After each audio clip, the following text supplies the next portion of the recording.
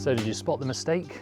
The little RAM latch that I left loose? I did fix it after, but I'm a bit miffed that I didn't spot it during the build itself.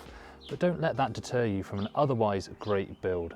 For 1500 quid, you could certainly build worse, couldn't you? You might not have seen this case before. It's by a new company called Vida, and for under 60 quid and 4 included ARGB PWM fans, I'd say this is a real winner. 360mm top cooler support, mesh panels, it really has everything you need. Maybe it's not as sleek as a high-end case, but in functionality, it's pretty dang close. All right, so here's the parts list and the prices. I wonder if you could do better on the new market. If so, let me know below, but give me a minute to justify my choices. With this one, I really just tried to focus on performance. That's why we went with the Palit Jetstream RTX 4070 Ti Super and not some other premium model like an Asus Strix. And that's why we stuck with the included NVIDIA 12-volt high-powered dongle rather than using a third-party one.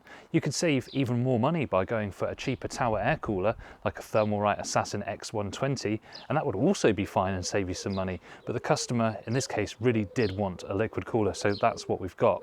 This frozen Notte by Thermalright is really awesome value at just £65, and it's going to provide fantastic cooling for a system of this spec. We're not suffering because of using these cheaper options regardless.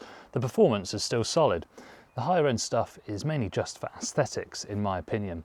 People like to defend the purchase of their premium Asus Strix model, but if we're being honest, that's all just vanity.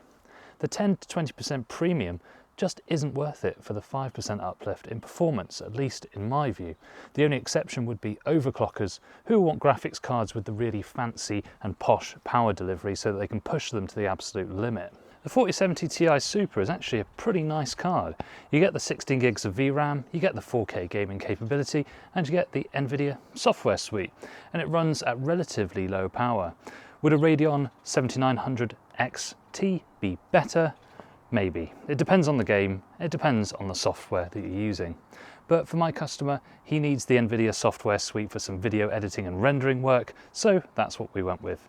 I'm not saying it's wrong to go with this one, I'm not saying it's right to go with this one. You have to do it according to your own needs. The next thing you'll probably scold me for is using a bronze-rated power supply. Well, friend, I suppose we disagree then. I think we've all been brainwashed into thinking we need super high wattage, 80 plus gold, Corsair, RM power supplies, when in fact, this PK750D is perfectly fine, and it's about half the cost of one of those premium Corsair gold rated units.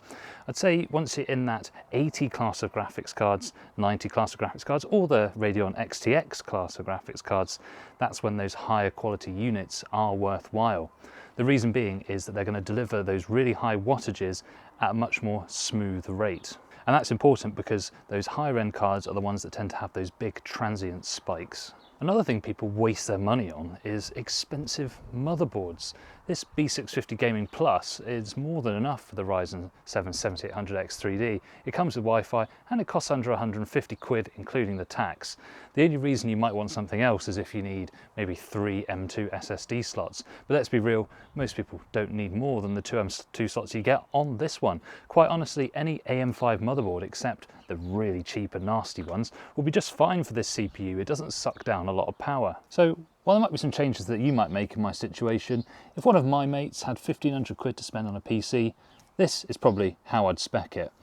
Look forward to seeing you in the comments and indeed in the next upload.